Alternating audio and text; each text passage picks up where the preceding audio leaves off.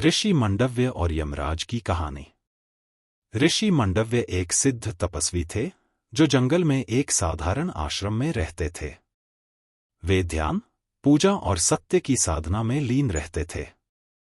एक दिन जब वे गहन ध्यान में थे, कुछ चोरों ने राजकोष लूट लिया और सैनिकों से बचने के लिए उनका सामान ऋषि मंडव्य के आश्रम में छिपा दिया। थोड़ी देर बाद सैनिक वहां पहुंचे और चोरी का सामान देखकर यह मान लिया कि ऋषि भी इस अपराध में शामिल हैं। सैनिकों ने उन्हें राजा के सामने प्रस्तुत किया। अपराध और सजा।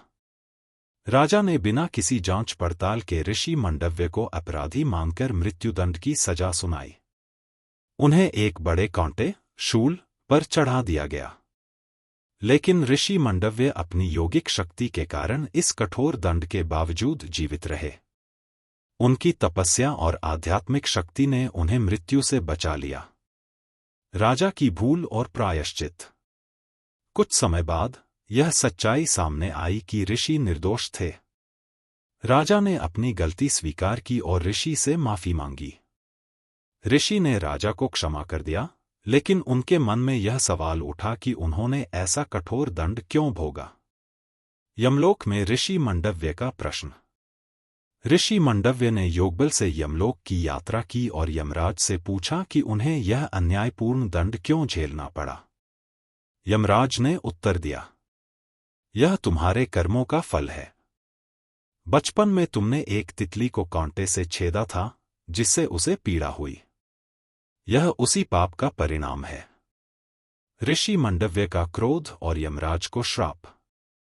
ऋषि मंडव्य ने क्रोधित होकर कहा, बचपन में की गई गलती, जब सही गलत का ज्ञान नहीं होता, उसे पाप मानकर दंड देना अन्याय है।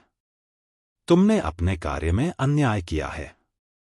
इसलिए मैं तुम्हें श्राप देता हूं कि तुम मानव रूप में जन्म लोगे और पृथ्वी पर एक साधारण मनुष्य की तरह दुख और संघर्ष का अनुभव करोगे। ऋषि मंडव्य के श्राप के कारण यमराज को महाभारत में विदुर के रूप में जन्म लेना पड़ा। विदुर का जीवन, यमराज का मानव रूप। विदुर महर्षि वेदव्यास और एक दासी के पुत्र थे। वे अपने जन्म के कारण हमेशा भेदभाव का सामना करते रहे। हालांकि वे अपने ज्ञान और धर्म के लिए प्रसिद्ध हुए। विदुर ने हमेशा कुरु वंश को धर्म का पालन करने की सलाह दी, लेकिन उनकी बातें अक्सर अनसुनी रह जाती थीं। कहानी के महत्वपूर्ण पहलू। कर्म और न्याय।